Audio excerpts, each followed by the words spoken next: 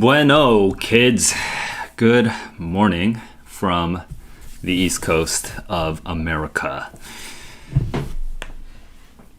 I'm starting to get into a groove, and I'm realizing that probably instead of just me reading and studying vocabulary and just exploring random thoughts on my mind, I can do that plus invite everyone to just ask me questions. Now, at this time, it is 1 a.m. in Korea, Japan. It is probably 12 a.m. in China, I think, in parts of China. And all of China? I forget how China's time zone works. And let me know if I'm being ignorant. And it's also like somewhere in the range of like 10 through 12 a.m. In like Southeast Asia and India, I think. Maybe 9 through 12 a.m., something like that, right? So this time would probably be working for people in Asia. I guess it can also work for people in Europe, but I don't think anyone's watching from Europe because I'm an SAT person. So right now, it's sort of a free-for-all. If you have questions about your homework, I can tell that there's literally zero people watching right now. But if you watch this stream in the future, just let you know, I will be here at this time to answer any questions you have. And if there's no one here, I'll just be doing my daily reading and just like learning up on stuff. Hey TikTok, hello, good morning from New York. Wherever you are, good time of day for you. So if there's nothing, if I'm getting no questions, then what I'll just be doing is I'll just be like reading stuff. And actually, I kind of want to start by reading through some of the comments I had yesterday on my YouTube channel. So is this a natural way of showing my screen? Okay. Let me hide this.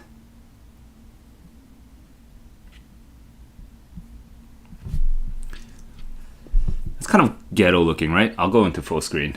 All right, I'll do that. That seems more natural. Yeah, so I just want to do, I'll just go over right now some comments from yesterday's, like some of the comments I received yesterday. And also this little sidebar is kind of misleading, so I'll just do it like this. Hang on. There we go. Oh, that's like awkward looking. Let me fix that.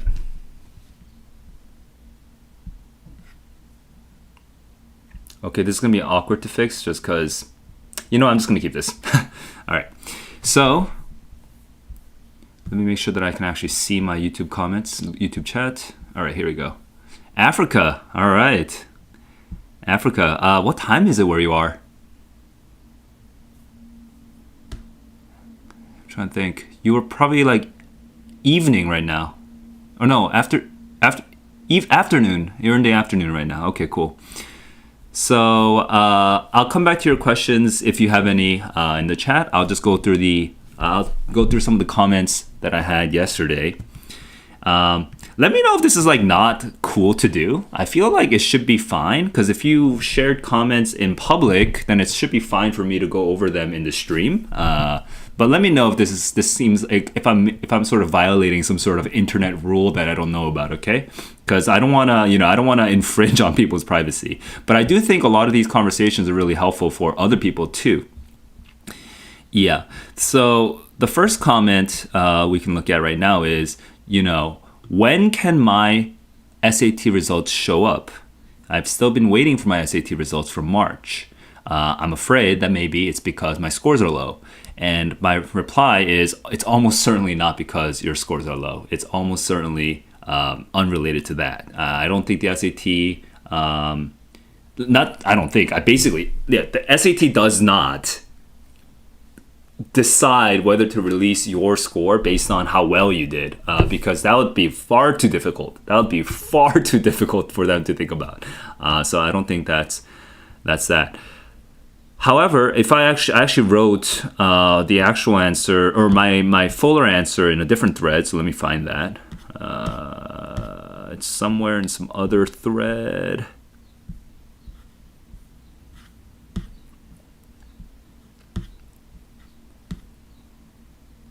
Where's the other thread? I can't find it. But I'll just say it out loud then, okay? Because I can't find it right now. In the other thread, I also said that sometimes if it's just your test center, if it's only your test center that's not being what's it called? The like I'm blanking out. Sorry, it's like I haven't had enough coffee.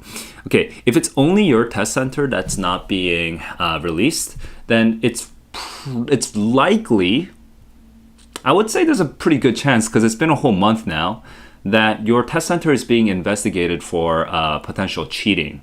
And if that's the case, the worst thing that could happen is that everyone's scores in that test center is canceled. So for Amina, if that's true, if that really happens, it'd be horrible. I mean, it sucks if that happens. I don't think that's good news for Amina. But I do think if I were in Amina's perspective, I would definitely want to at least know what the worst case scenario is, so that I could at least move on and just be like, okay, maybe if I assume the worst, maybe I actually have to just take the test again. So be ready to take the test again, and don't lose my sort of what do you call it? My tension,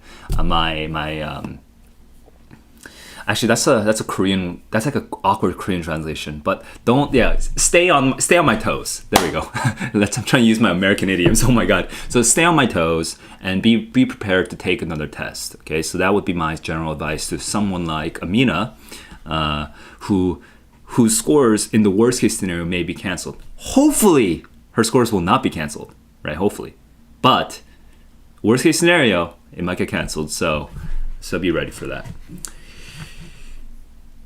The next question is about the March 2022 last month's QAS, and no, you cannot get the PDF form of the March 2022 QAS, at least not right now. But what you can do is you can just start on some of your other studies by using all the other QASs that are already out there. So if you look over here, I actually shared a link of all of the QASs. Okay, if you go into this thread, my internet's being not super fast, but if you go into this thread, these are all of the practice tests you can actually, practice tests and previously released SATs that you can actually review. Okay, and you can download all of these, as well as the PSAT. You can actually download all of these right now by using these 5 links. So, and it's not illegal. If it's, because if it is illegal, it's not like the Reddit, the subreddit will specifically not will not allow you to put it up. Okay, they'll take it down if it's illegal. So all of these ones are okay for you to use. Some of you guys already know my position on the SAT and how they don't release these tests. It's very annoying for me, but they only allow some tests to be released. So these are the ones you can use, okay? So that's that. Now, TikTok, you're saying that you have 1,800. It's 6 p.m. Sorry. I was like, 1,800 out of 1,600 would be an amazing score, TikTok. I was just going through like I was like, an 1,800? Isn't that like the old SAT? Okay, so I got confused for a second. But anyway, it's 6 p.m. where you are.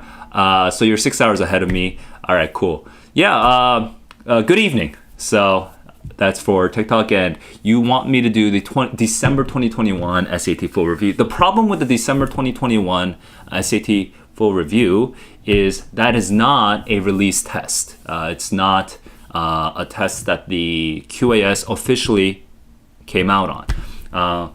If you it's not impossible to find the December 2021 US floating around on the internet, or you might be able to find it, right? But that's not I don't know if it's a legal problem or some sort of other problem, but like definitely if the College Board knows that you have like used that, and if they have proof that you use that, I think they'll probably invalidate all your scores in the future, something like that. I actually don't know the details of this because this is like, I personally don't try to focus on what like cheaters do and like what their whole ecosystem of cheating and how to make it all work. Like that's not really my focus. My focus is on how to improve your reading by actually improving your reading, right? So I don't know the details, but it's not something I can teach. I can't teach the December 2021 because that's not a QAS. That is unreleased test that the College Board will still reuse. They're going to reuse it until one day, maybe in 2023 or 2024, if finally that December 2021 finally comes out as a QAS on March, May, or October. Okay. So March, May, October US, and International May, those are the only 4 QASs that I think come out. Actually, I should just double check so I can be 100% sure. But QAS service months SAT College Board. Let's go figure out exactly which months it comes out. And I'm pretty sure I'm correct, but let's just confirm. March, May, October in the US, and then May in the international. This website is not the College Board website, so, but I also trust them. I mean, I assume they're not wrong. So March, May, October. How about international? It doesn't say anything about international. Okay, it's kind of silly. So let me say international.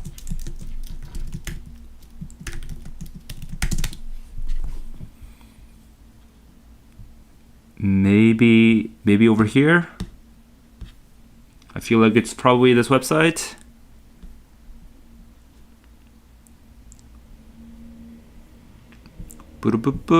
Availability, here we go.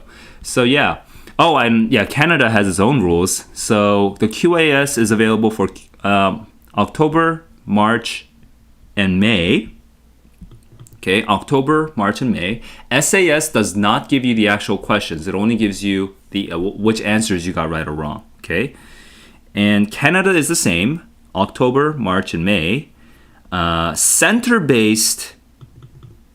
This is I think the school day administration. This is not the. This is the Sunday, or I forget. I'm kind of confused what the SSD means, but for these. Okay, these are, I think, primarily U.S. schools. Okay, these are primarily U.S. schools. It's all the same. But then once you get out of the major U.S. Like the continental U.S., then you get QAS for only May. QAS for only May. So Sunday administrations, international, etc. So basically, unless you're US or Canada, you only get the international QAS on May. So that's basically 4 QASs per year. Okay, 3 for the US, Canada, and 1 for international. So that's that. Now let's go back to the comments that I had. Oh, I might as well like update my sidebar and be like.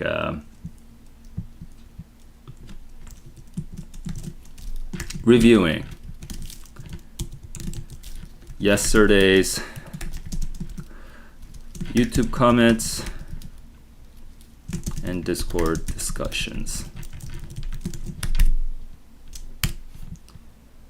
Okay.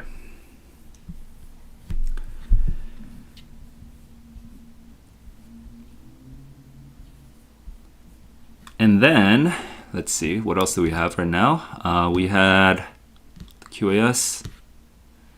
Oh, yeah, so I actually already answered this question. So yeah, right now you cannot get the March 2022. You also cannot get the December 2021. So my recommendation is, hey, use the QASs that are already out there.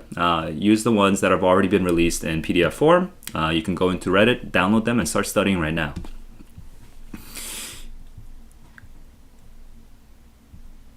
Lulu said, oh, right, the psychological game, right. She or I assume she's a she, but maybe she's not a she. So I'll just say Lulu. Okay, Lulu said always think positively. Lulu had a little bit of disappointment about her or his or her score. So I just wanted to add my own little thought about how I think it really helps anybody to really sort of take the long view on your scores. I know that some of you guys are feeling time pressure that you have to get the score right now. Like you have to get it by May. You have to get it by October. Otherwise, you're screwed. I think some of you guys really feel that way, and sometimes it's because of just your internalized, like maybe you have a really bad situation. You need to leave. You need to leave your city. You need to go to a good university, and you need to like escape your situation. Maybe it's because of your parental pressure. Like your parents are super intense about you getting into right school, or you get disowned, or you'll be cut off from the family fortune or something. I don't know. Like people have very different lives, so I don't want to generalize, okay? You might have really good reasons. You might have really good reasons to feel pressured. That said, that pressure is not going to help you on that test. It's not. Okay? That pressure is going to make you feel like your whole life hangs in the balance. And when you feel like your whole life hangs in the balance, you become more cautious, you become more paranoid, you become more tense, your muscles tighten up, everything goes worse when you're taking the test.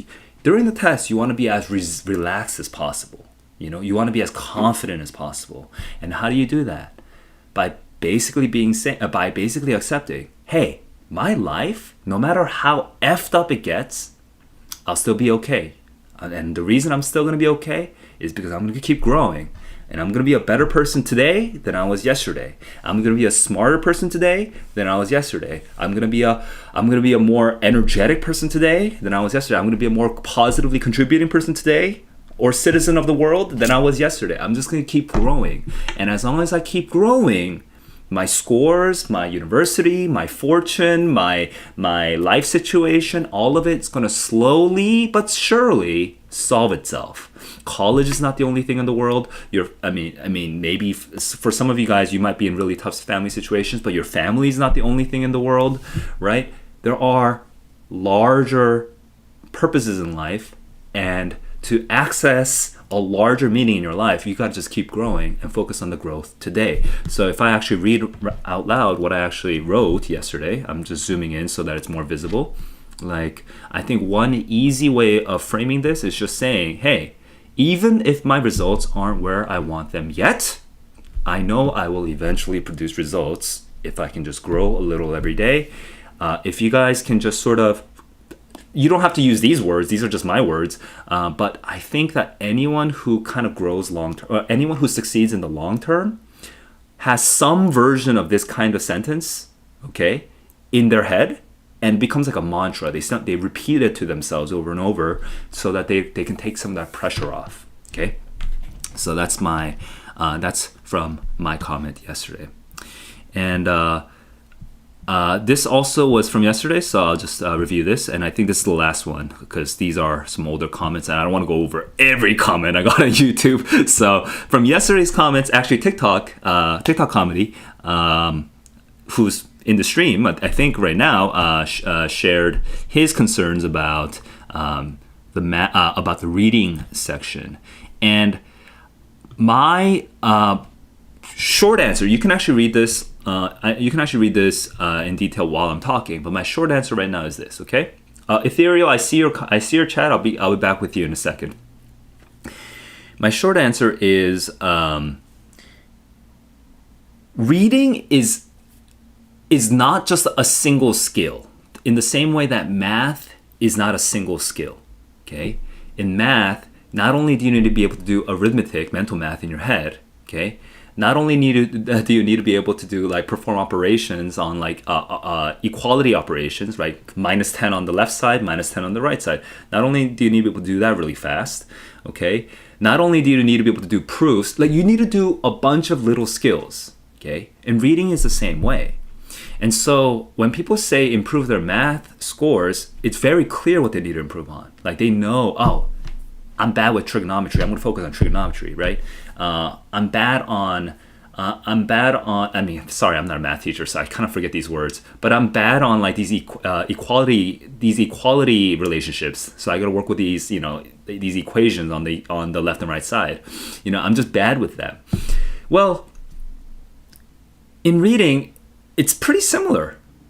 Okay, it's just that most teachers don't teach it that way. They teach it in this sort of fuzzy-wuzzy, like foofy way where you're not clear what the problems are, okay? But you can actually improve on it little by little.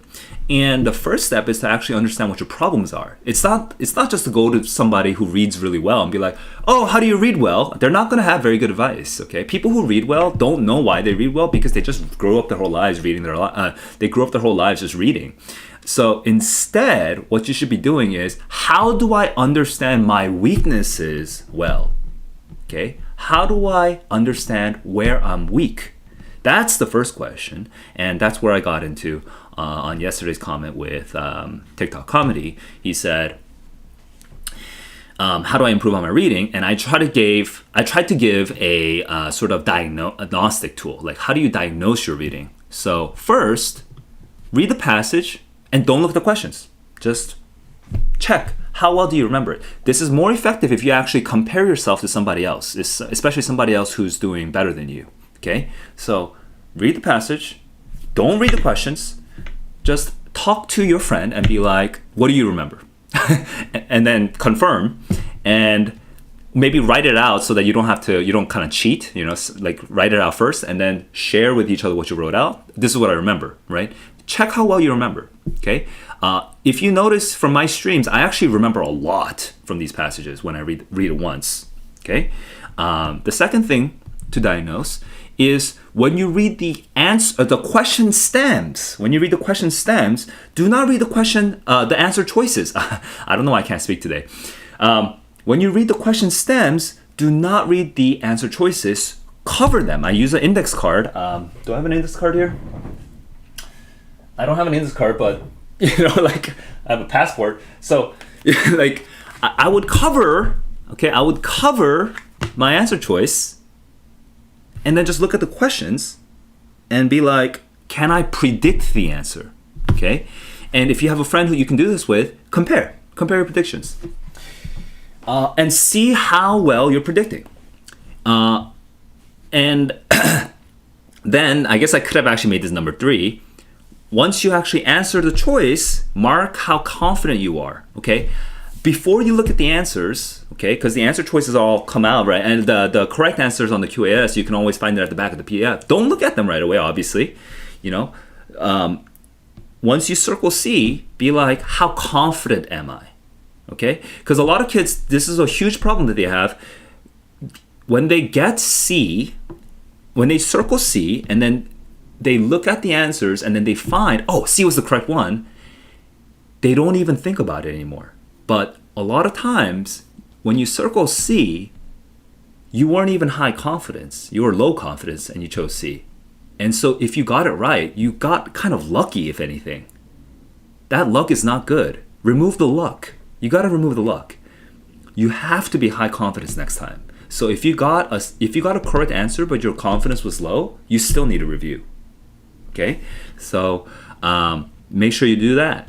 And then the third step, or now I guess technically the fourth step, is to diagnose. So you got to diagnose how confident you are. You got to diagnose how your predictions are. And then also diagnose how many no-look answers you can do. So no-look answers is probably the most advanced thing. But I can read the passage, and out of 10 questions, I haven't counted this in a while, so I'm not totally sure. But out of 10 questions, I can just look at the answer. I can look at the question, I can predict the answer, I can circle the answer, okay? And I can be high confidence without even looking at the passage. Without even looking at it. How many of them can you do out of 10? Okay? And this is all before you even check the right answer, right? Like, you should be able to do this in real tests at least a couple times out of 10. If you want to get a better reading score, you should be able to improve on all of these, not just sort of take the test, timed, and then be like take a whole 1 hour test, 65-minute test, and then way later check the right answers and then be like, oh my god, I got 8 wrong and I don't know why. That's not diagnosis. That's just a result. That's just a result. It's like, oh, you got cancer. I mean, before cancer, there's other things. There's tumors. There's benign tumors. There's stages, right? Learn the steps before the final score and diagnose them. That's my sort of general philosophy. I said I was going to do a short version, but actually I did the long version. But anyway, that's my response to this particular concern. So learn what your weaknesses are. Okay, that's my sort of that's my one sentence summary. Learn what your weaknesses are. Okay, back to the chat. Thank you. Yeah. Oh, I see. If I zoom here, it also zooms there. That's confusing. Okay. Anyway, thank you. I'm glad that you're getting into reading. Hell yeah. Yeah. The Girl with the Dragon Tattoo. I've never read that. Let me know what you think about it. On my story, okay. I guess I could give a short version right now. And am I a writer myself? So I could combine both of those questions into one and share a little bit about myself. When I was, I guess I don't really need the screen at this point. So here, sorry, I'm just gonna bring a cushion real quick. Okay. When I was in high school, I was not a writer. I was not into writing competitions or anything like that. If anything, I was very insecure about my writing. Now, that said, I did get I was still good at school. I got very good grades. I got the 800 on the reading. I got the 800 on the math. I got a 700 on the writing, actually, because I didn't really know grammar rules very specifically. And I never really studied grammar. But throughout the school experience, I felt very insecure about my writing. I felt like I was learning all these hard words and all this complex syntax and stuff, and I could write really, really long and complex sentences and whatever, but I didn't feel like I was writing things that were effective. A little bit more background about me is I am a Korean American. I was born and raised in the United States, in the West Coast / Las Vegas. I largely grew up in Las Vegas. And I went to a good school, but it was just a regular public school. And my family, we didn't have a lot of money. So no tutoring, none of that. Everything I just did on my own. Both of my parents worked. So even as a kid, I was just sort of wander the neighborhood trying to find things to do. Whereas other kids were going to soccer or learning piano and stuff, I was just at home I was just in the hood with my friends, just messing around. Try not to curse, but effing around, So I spent a lot of time wasting my time because there was nothing to do. I mean, we didn't have money. But wasting my time also meant things like upgrading my computer on my own, learning how to upgrade a computer. And I was just sort of a curious person. I would read, and then I got really into video games. All right, but then in 9th grade, I just cut off video games altogether because I thought it was destroying me. So anyway, that's just my general background. And then coming back to high school, yeah, I was good at school. Except for writing. I felt very insecure about it, but I was still getting good grades. And when I went to Chicago, the University of Chicago, I thought I would be more of a math or physics major, and my second level would be maybe an econ major, because I was very good at math, which is the opposite of what I'm doing right now. But I was also extremely curious, so I would take arts class every semester in college. In the first week or two, you're usually allowed to shop around for classes, and most kids in my school would not really shop around that much. They kind of knew which classes they had. Maybe at max they'd take out of 4 classes that you can take, they would take 5 or 6 max. Whereas I was taking 12. I was super busy that first week, just jumping around from class to class, my poetry class, my sculpture class, my history class, my philosophy class. I was just jumping around all over the place, sociology, whatever it is. Okay, I was just jumping around, and I realized I love math. I love math way more than most people do. I enjoy it genuinely, but I don't love math like these super geniuses next to me. Like at Chicago, there were people who were like really into math, and I was like, I'm not at that level. I'm more generally curious. So then I became, eventually, long story short, I became a literature major. Long story short, because I tried to start with sculpture and art. I tried, but it was too expensive, and my family, I can't pay for sculpture. It's like wood, and it was just too expensive. So I was trying to do art, but then I ended up through poetry, and then I became a literature major. So that's how that happened. And then I guess if you're curious about after college, I went to Korea because I had never been to Korea in my life before, and I couldn't speak Korean. So I went to Korea for 5 years. For 4 years, 4 or 5 years, I was teaching in this industry, in the SAT and whatnot. And then I was like, oh my God, what I'm doing has no meaning in life. So I'm going to change my career. And so for 5 years, I worked as a product manager in startups in Korea. But then during that process, I realized that actually my passion has always been education. And so I came back like not 2 years ago, but almost like 1.5 years ago, I came back to education, and I decided, you know what, now that I've learned how the world works, how marketing works, how business works, because I worked at a startup, I'm going to use my new knowledge about the world and apply that to my passion, which is actually education. So that's my general shape of my story. And am I a writer myself? I used to write a lot when I was in college, and I used to write a lot of poetry. So if anyone has poetry questions, I love poetry, but I don't write that much anymore. But you know, who knows? I might start writing again. It's just that I'm so busy now with like YouTubing and teaching and stuff. It's just like it's just sort of fallen by the wayside at the moment. All right, cool, man. So no other questions. Let me see if I can. If you guys add more questions, I'll come back around to it in a second. For now, though, let me.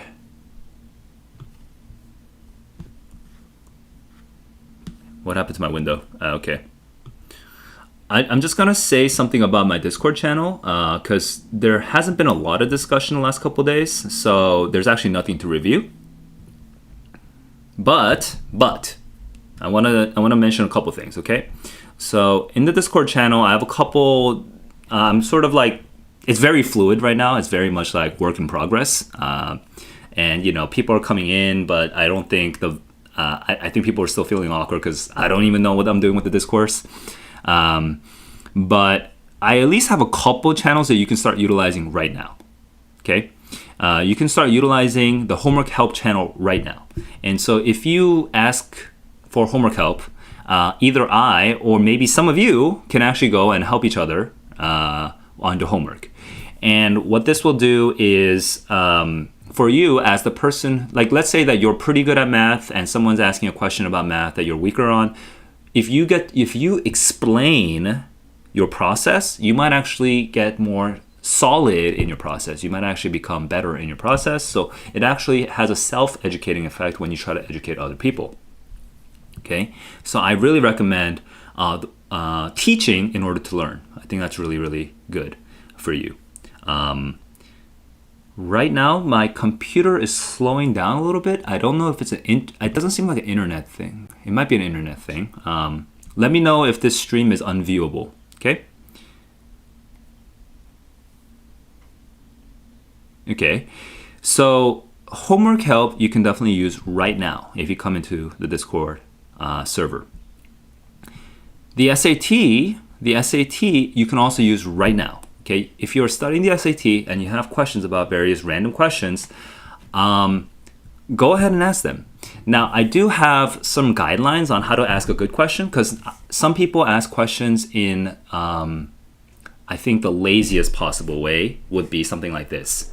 They give me a screenshot of like question 13 or something, and then they say, what's the answer? That's extremely lazy, okay? Because you can usually just look at the back of the book. The second thing that people do is they look at 13, and then the answer is C, and then they say, why is it C?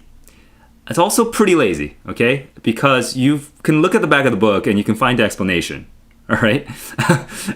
So for me, I think the best kind of question that makes me want to answer it is if you actually formulate it in like using words from the actual text. So if you say something like, the passage says this, but C says this, which doesn't make any sense, right? If you say something like that, then it's so like it makes me want to answer it. All right, it makes me want to answer your questions. I've seen other Discord servers where there's homework help, but it's literally just people trying to use other people for their like. It's like it feels kind of exploitative, like do my homework for me, right? That's kind of what it sounds like a lot of times. So I find those servers kind of cringe. I don't really want to be. I don't want to help for most of those people. Some people actually write good questions that make me want to help. But if you come into the server right now, and if you use the SAT if you go into the SAT channel or the homework help channel, I am willing to help, and maybe some of you are willing to help. And by helping each other, you'll be able to learn. And also, by helping each other, and then you saying the wrong thing, right? Like let's say that someone named Johnny comes in and asks a question, and then you try to answer it. You're Jimmy, and then Jimmy tries to answer Johnny, and has like a partially correct reasoning. Then I can actually go in and then kind of share the full reasoning, and then both Jimmy and Johnny get to learn like extra. I think that's kind of the effect that I'm hoping for. So if you want SAT or homework help, you can just come into the server right now and start asking questions. And the next day, like after you ask your questions, the next day on my office hours, which I'm going to try to do daily on Monday to Friday, I'll review those questions in this stream. So yeah, that's an option for you guys. Okay. Right now we have no real discussions since a week ago, so nothing to review today. Oh my god, I was not even showing you my screen. I was being stupid. I keep forgetting to do this. Okay, but anyway, now I'm just showing you my screen. Dude, I'm such a noob streamer. All right, anyway, homework help. You can jump into homework help, right? You can jump into SAT. And ask your questions there. Ethereal, let's see. A literature degree sounds engrossing.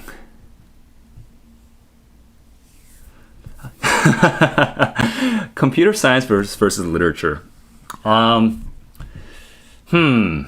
That's tricky. Let me chat.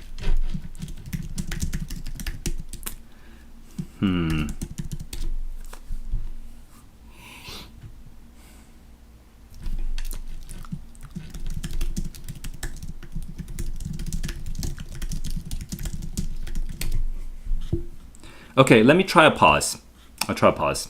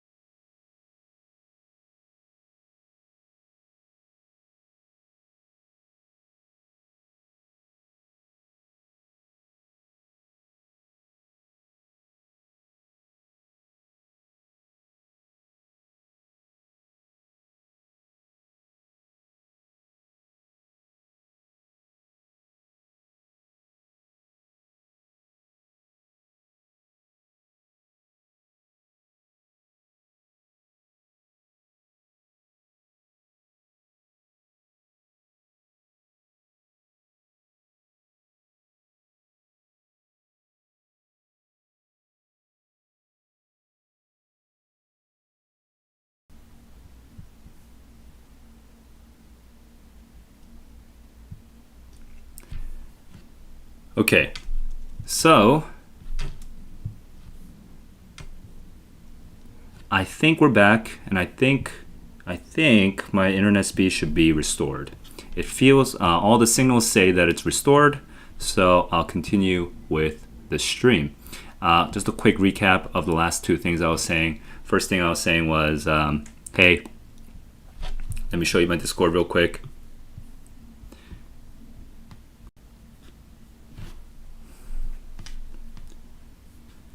You can jump into SAT. Hang on, you can jump into our server, SAT and homework help, and ask for help, and I'll help. So that's one thing, and you guys can help each other, and I think that'll help you. That's another thing. Also, I'm realizing I think I set my stream settings where there's a buffer between you guys chatting and me, me chatting and then you guys actually receiving it. So let me see if I can change that in the future. But today there's gonna be a little bit of a lag between this. Please forgive me as I've sort of learned to deal with all this stuff. It kind of sucks that it's all so slow, but anyway, that's the state of the art for Saul anyway. Okay. Well, let me know if there's. I'm gonna actually type this as I write it, as I say it, but let me know if there's anything you didn't catch.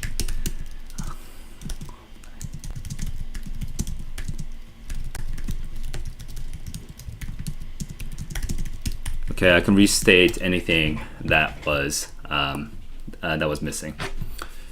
I should go back and look at. I'm gonna go back and look at this video once this stream is over and just see what might have happened. I think YouTube actually processes the video afterwards so that it doesn't have any of the weird lag and buffer. But I'm kind of curious what actually happens.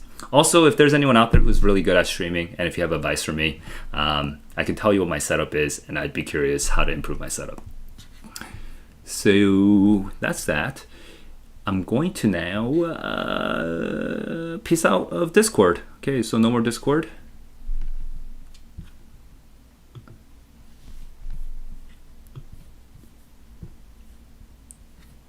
And yesterday I was reading something that I was actually enjoying quite a bit, so I'm going to just continue reading.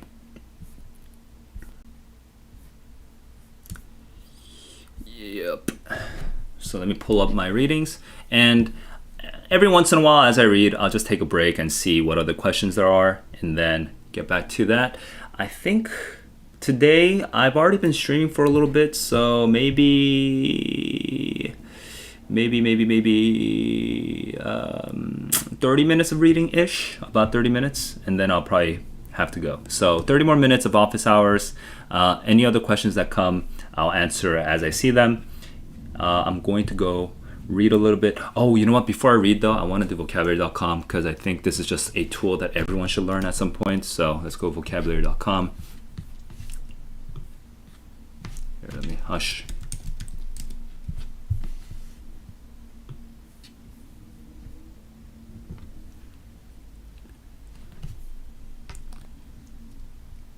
Oof, it's lagging again. Yeah, maybe it's a CPU thing. No, my CPU is at only 10%. I don't know. I don't know what's going on. All right, well, let's try it. Maybe it's just Chrome, man. Chrome is such a resource hog. It could be a RAM thing. It could be a RAM thing. It's probably a RAM thing. I probably need to upgrade my computer now. Dude. Anyway, it feels like RAM.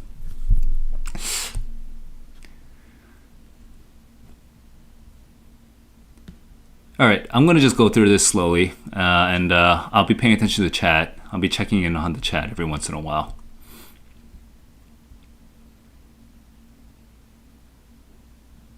Oh, this one's easy.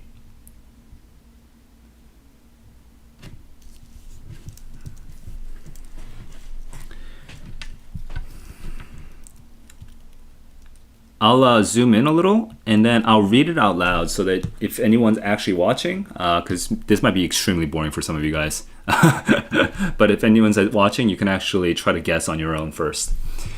The group is affiliated with the Communications Workers of America, a union that represents workers in telecommunications and in the United States and Canada. This is also, I think, fairly easy. A, B, C, D, it is A. It means System of Mass Communications. These words are coming from the list of 25 best words to start Wordle with. Something like that. So this is why I'm getting some of the easy words here. He had needed something that would explain Freud's technical terminology that would clarify the various shades of meaning the German words had. And he had found this dictionary of psychological terms, nuances maybe. Okay, so we don't have nuances, we have gradations though. So that is B, and that's correct. How should someone feel in propitious circumstances? Now, this is the kind of word that normally I get from vocabulary.com, but propitious is a good thing. So it should feel good and thankful. Yeah. So that's grateful. Propitious means I feel like we use it for. Do we use it for kind of like religious situations?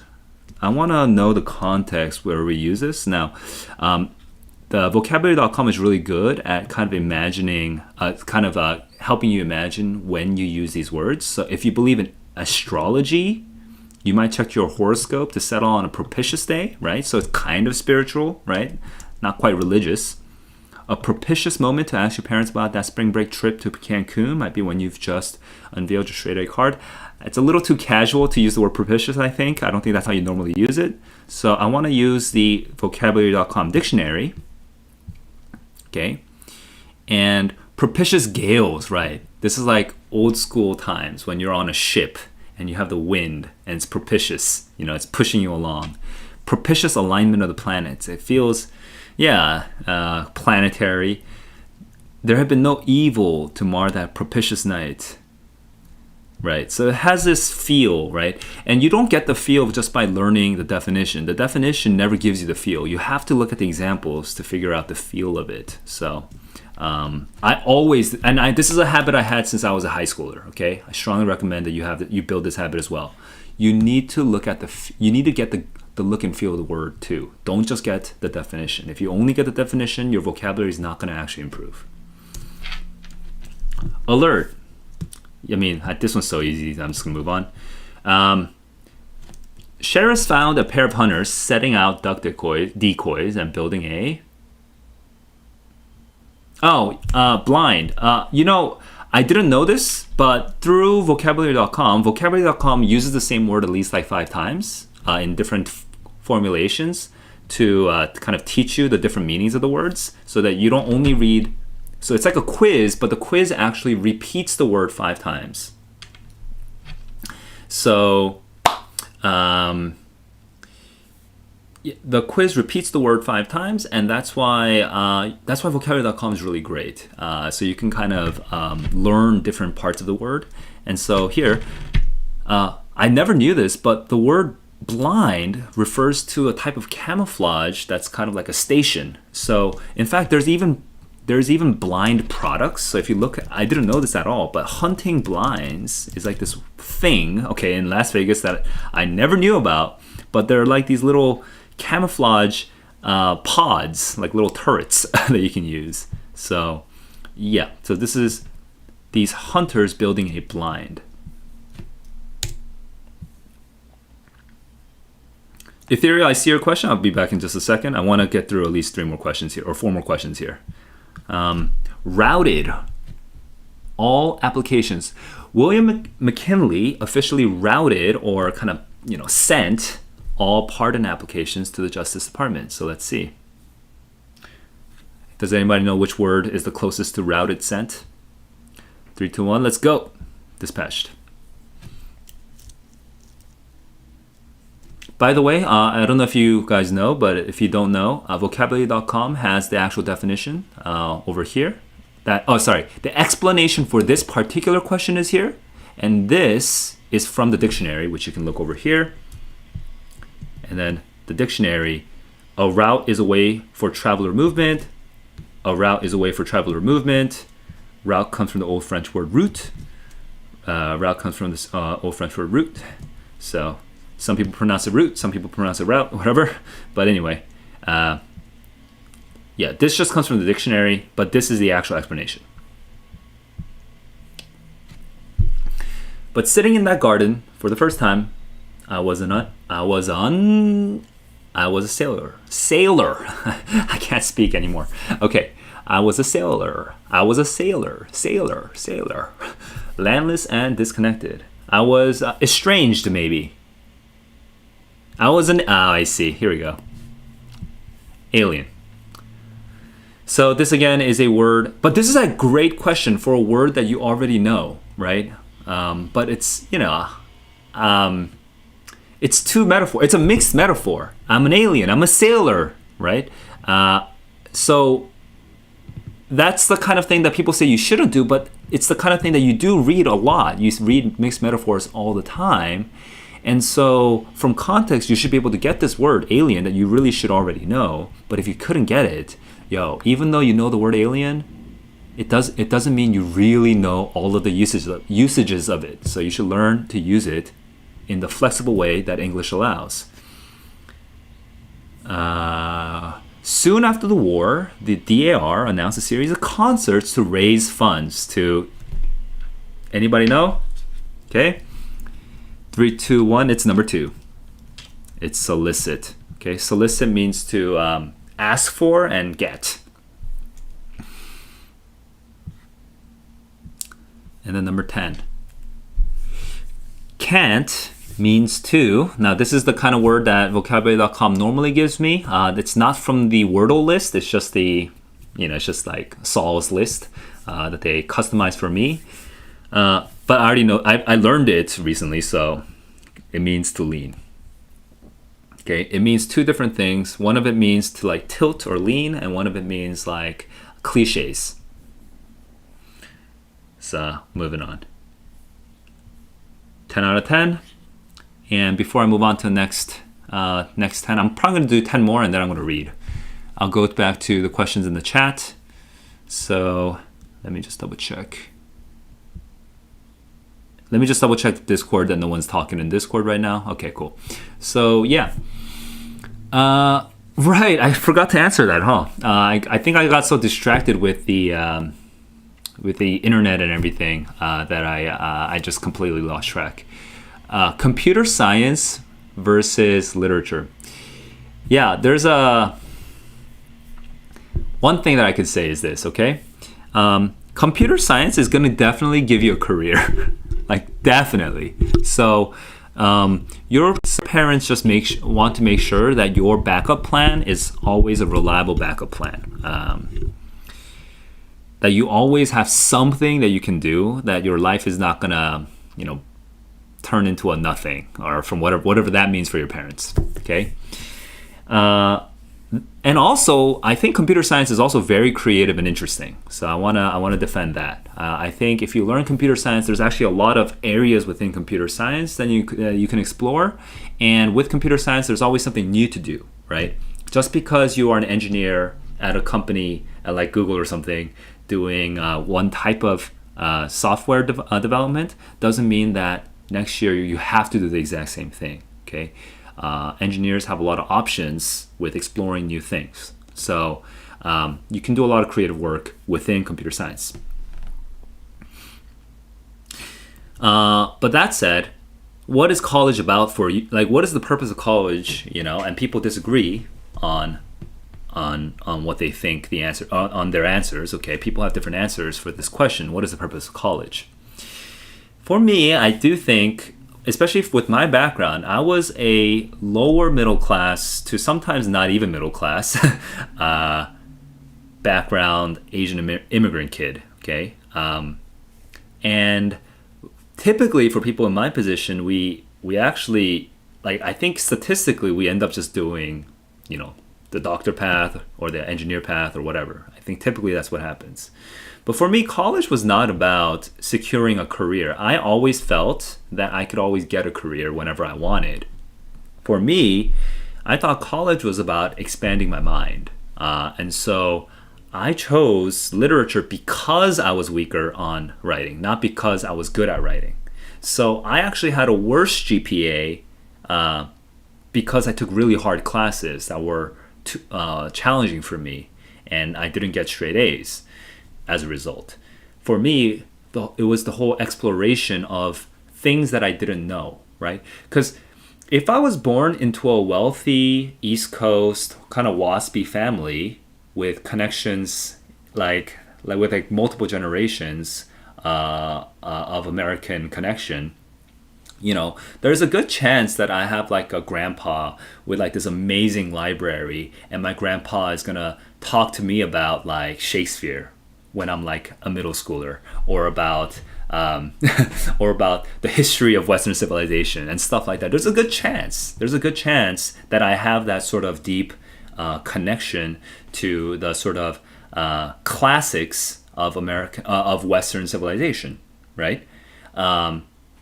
So maybe I wouldn't need to go into literature to expand my mind on that because I already have that background. If anything, I'm probably weaker on math, so maybe I should learn more science, right? If I want to expand my mind. But as an Asian immigrant, Korean American immigrant, as a Korean American who didn't grow up connected to all that stuff, and even Korea as a city, as a country, right? It was devastated 60 years ago. It was destroyed. I mean, we were razed to the ground. We had to rebuild from nothing. So even as a country, our connection to our history is all severed and messed up, and it's very complicated. So there's not like as an English speaking American that's Korean and recently immigrated, I just felt like I wanted to know more about the history of Western civilization and all that stuff, and literature and these things that I couldn't fully access when I was in high school or up until high school. So yeah, I grew up wanting to understand poetry, but I felt like I couldn't understand poetry. I grew up wanting to understand Shakespeare. I felt like I couldn't understand Shakespeare, so I just did it to expand my mind. That said, I did have a lot of trust for my parents. So, my parents, actually, I kind of rebelled a lot as a kid, and I think that's partly why my parents kind of had to quit on me. But I also had a lot of trust for my parents. My parents knew that if I set my mind to something, I would definitely do it. So it's complicated, okay, because everyone's situation is different. So I'm not going to pretend my situation applies to everyone else's situation. But that was my take. My take was the purpose of college was, for me, expanding my mind. One big caveat, okay? I forgot. Actually, I already made the first caveat. The first caveat was that I had my parents' trust, okay? But there's a second caveat that's also really important now that I think about it, which is I went to a good school. When I say good school, I mean a school where like it opens up opportunities just because of the name of the school. Oh, you went to a good school, therefore I will give you a shot even though you might have just been a random literature major, right? So that is a real consideration, right? Maybe if I went to a school that a lot more people come out of, like it's way more common to come out of, I'll just say something like a state school, for example, okay, where there's like, Chicago only has 5,000 kids in the college, right? Whereas state schools can have 20,000 or 30,000 at any given time. So let's say I came out of a state school, and I didn't have the prestige factor kind of going for me, then I might have like dual majored in something like computer science so that it's easier for me to get a door in, get my foot into a door. Something like that. I don't think, though, that even if I went to a state college, I would have just not studied literature at all. I think I still would have done it, but I might have dual majored because at a state school, I feel like it'd be less, relatively speaking, it would be more manageable to do a dual major in two totally different things. Am I wrong? I'm not a college consultant, so I don't fully know. But yeah, I might be wrong. But anyway, I feel like it would be more manageable to do that. So I might consider dual majoring in that situation if I really am passionate about that. You can also just minor in literature. Or even if you don't minor in literature, you can also go to college and just attend all the literature events. Just have literature friends and then hear about sign up for the events. Like the events notification from the English department, and then just hear about all the English department events that are going on, and then just drop in. It's like, oh, this poet is coming. I was like, okay, whatever. I'm gonna go and listen to this poet talk. So those are some other options for doing that. You can dual major, you can minor, you can just not minor, but you can still go to all the events and make literature friends, and that is still a valid way of exploring and expanding without committing to a major. Let me know what you think about that. I don't know if I feel like that's a real practical, useful way of approaching it. I feel like what I'm saying makes sense, but let me know if that actually makes sense to you. Because, maybe I'm not really answering your question. So let me know. I'll do 10 more vocab words. But before I do, I wanna explain what I mean about that Wordle list. Because you'll see that like my list of words is kind of bipolar. There's like hard words and then like easy words all mixed together. And the big reason is because I started this one list. Oops. Words to help you win. No, the best starting words for Wordle. Yeah. So that's where these like multi-vowel words come out. And that's why I'm getting all these like relatively easy words. But I'm actually glad that I have these words because it's keeping me on my toes with sometimes the weird ways that the unusual ways that these words can be used. Like the word blind, I had no idea. 3 days ago, I had no idea that there was a word for this in terms of hunting. So I'm learning new usages of that word. Minors. This is almost, yeah. All 8 pardoned prisoners were either women or minors. It's D, juveniles. A minor is someone who's not of legal age. Structurally, the speech was a jumble of disconnected thoughts. It stopped, started, lurched. It's a jumble. So what kind of verbs apply to the word jumble, right? That's the context that you need to understand. And I think this is a really great question because it doesn't mean you're not going to look for you're not looking for definitions. You're looking for contextual usage. 3, 2, 1, let's go. It's paused. Okay.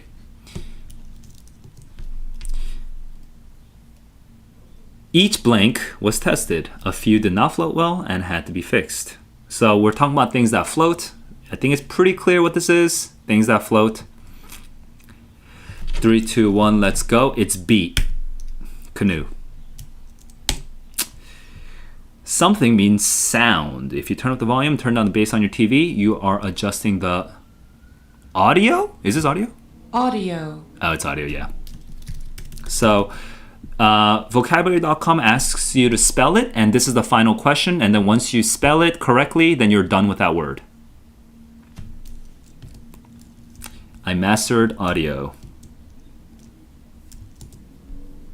But many believe that bouts are won and lost on the spiritual... I already know the word. Okay, but anyway, on the spiritual... Okay, battles are won and lost on the spiritual... 3, 2, 1, let's go. Plane. Spiritual plane, like the spiritual dimension, the spiritual realm, the spiritual world, spiritual plane. You are allowed to use the word plane like that. If you didn't know that, that's very common, so you should know that. Especially for the SAT. You definitely should know that. You are talking errant nonsense, he said. Errant nonsense. What does that sound like? I had actually forgotten this word. I used to use this word, I think, back in high school, and then or maybe even college, And then I stopped using the word, and then I worked in product management where we don't use complicated words. If anything, in product management, we try to simplify the words we use. We try to make it as simple as possible. So I stopped using hard words. So my vocabulary is actually not the highest it used to be. My vocabulary used to be higher like 8 years ago than it is now. So I completely forgot this word, and I relearned this yesterday, I think. 3, 2, 1, let's go. It's downright. You are talking errant nonsense, absolute nonsense, complete nonsense, like total nonsense without qualification nonsense. Okay, downright nonsense. In this sentence, blind means there would be telltale feathers. Now we're talking about the hunter again, so this is actually kind of easy because we already had that. So I'm going to move on. Which of the following would you find in a compound? A group of... Huh? Oh yeah, I got this. Wow, that was tough. Okay, I'll give you guys 5 seconds. All right, it is dwellings. Yeah, because a compound could mean a compound of buildings, like multiple buildings put together where people live. Media.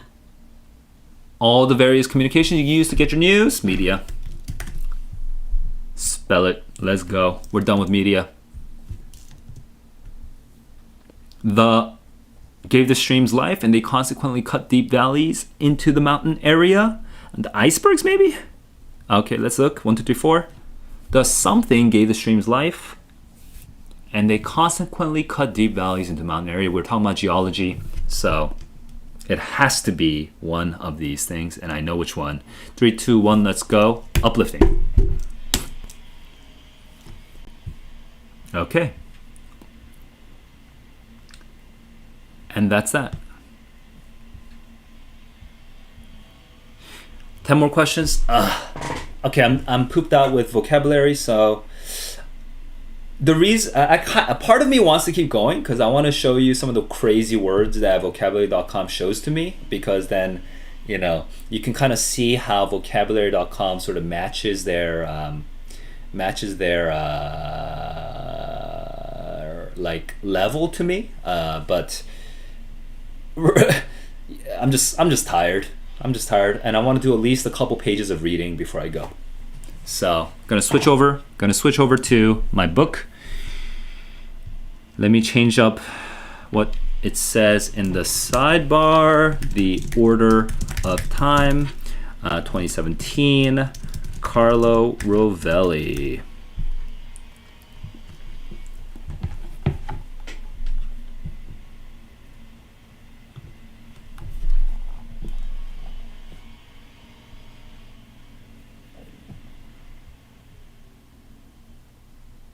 Yo guys, this book is insane.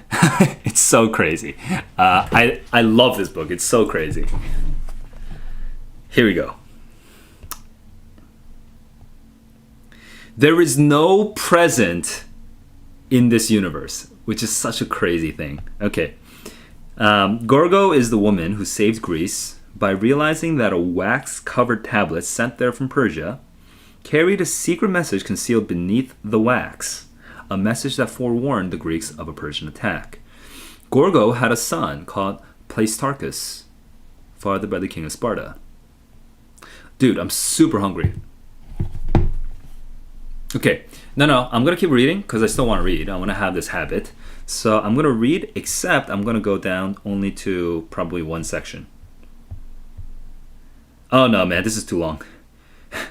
Yo, I can't do it. So I'm going to try to read something extremely easy right now. Something that I feel like I can manage. Right? Did I finish The Verge? I didn't. Ugh. Why is it considered red? Okay. Oh, you know what? I wanted to start this book anyway. The Child is a Teacher. But let me make sure there's not, like, I'm not, like, leaving something behind, because I don't, like, no, I just want to read it. Yeah, I'm going to go. Gut feeling.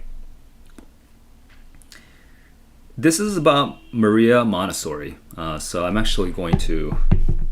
This literally got published just now, I think, right? Like this year. Where is the copyright information? This was published 2020. It was 2 years ago. Totally wrong.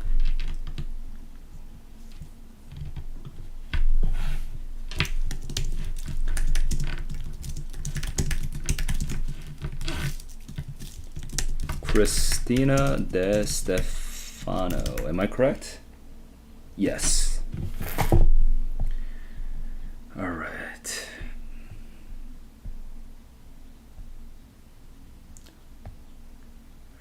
So this is the history of Maria Montessori. And we start with her childhood. Cool. She goes to India. That's kind of cool. I didn't know that. The break with fascism. She hung out with what's his name? What's his name? I kept Mussolini for a little bit. But then she kind of threw her hands up in despair, apparently. So I'm kind of curious about that part of that story too. Constructing the Self, 1870 to 1900.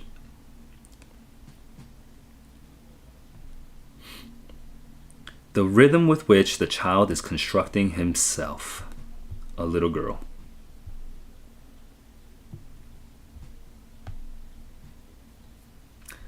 A prison for children. That is what it is. She hates it.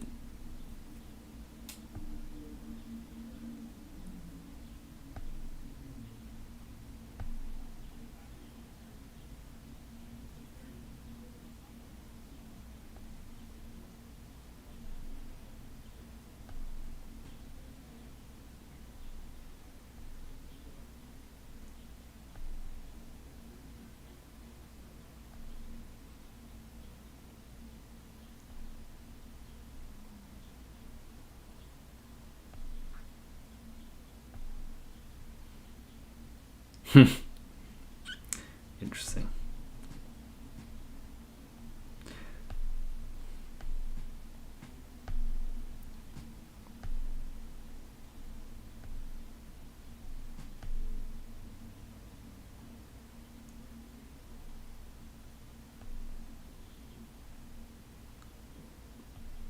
Oh, I remember the story.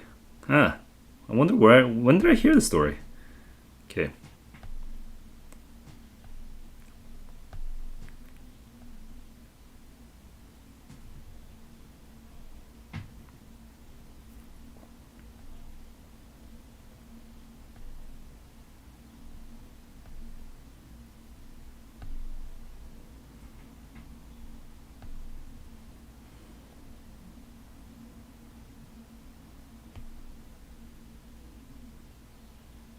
She really falls behind in school. I had no idea it was that bad.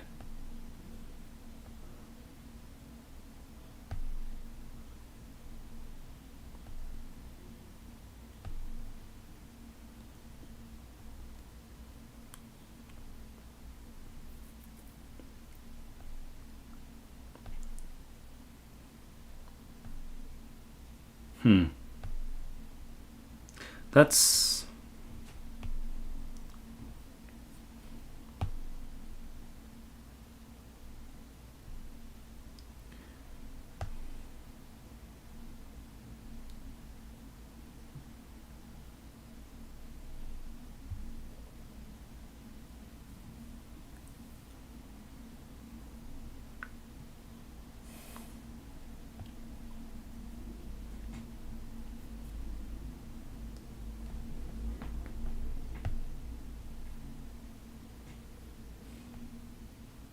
We're not born to enjoy life. That's intense.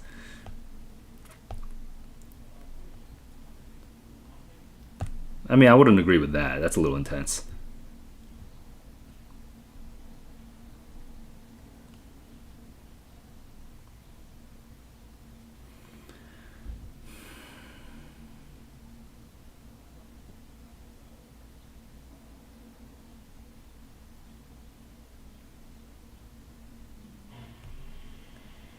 She's tired, hungry, whining, she wants something to eat. Her mother, busy with her luggage, asks her to wait.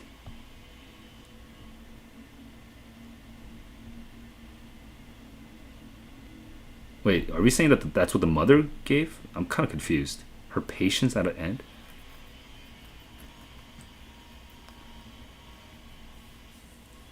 If you can't wait, take this. What? I don't understand why this paragraph... What are we talking about right now? Okay. Right, this is the sample, so I can't see. I don't know what that means. Whatever, it's okay.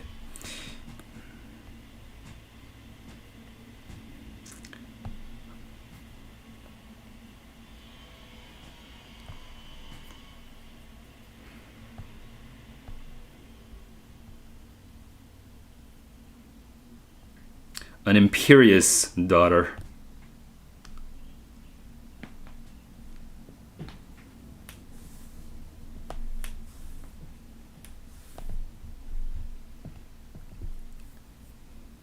Headed for glory.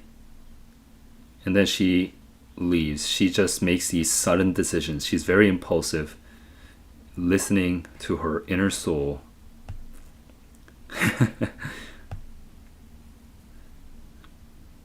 Suddenly interested in religion.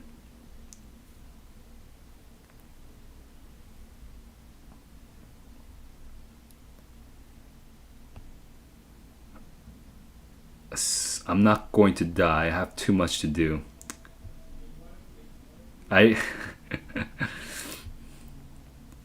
She has... I read a tweet about Maria Montessori recently, which was something about... I forget which part of her life it was about, but the comment was Montessori has major main character energy. And yeah, I definitely feel that right now.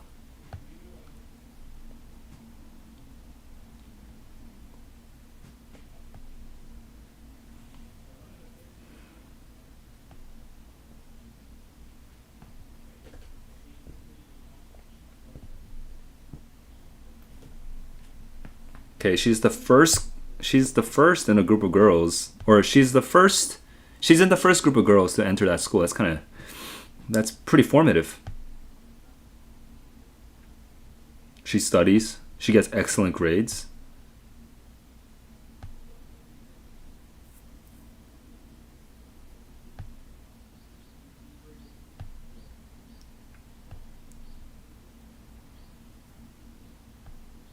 She wants to become an engineer. Wow.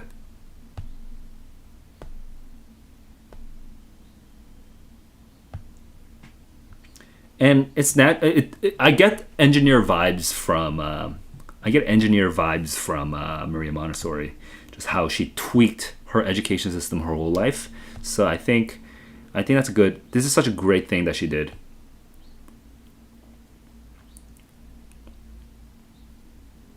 Lock them in the classroom so the boys won't bother them.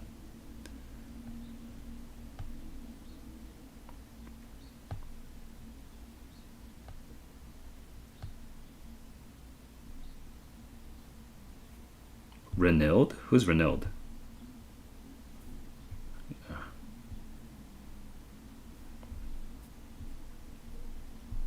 Who? Let's see. Is that the mother? Do we get the parents' names? I don't remember that. Whatever, I'm gonna move on. Oh, Renilde is a guy.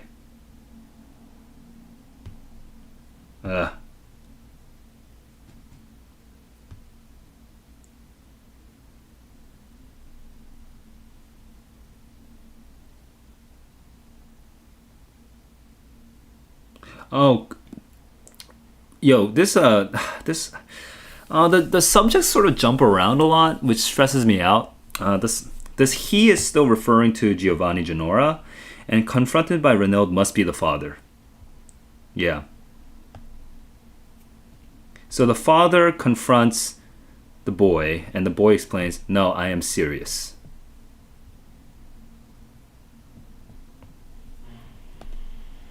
The boy's family opposes. And so the father is disappointed.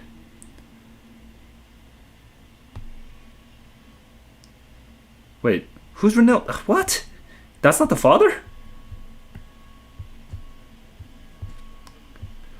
Oh my lord.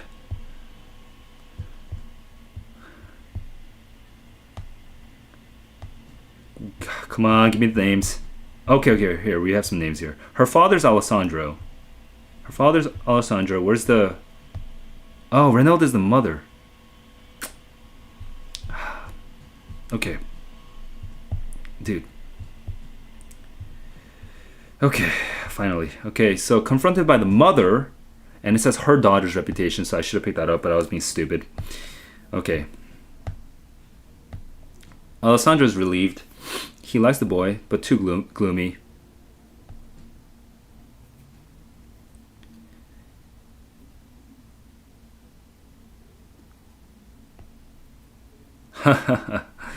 Her life story. Oh, instead, the whole thing was called off. Her life story can go on.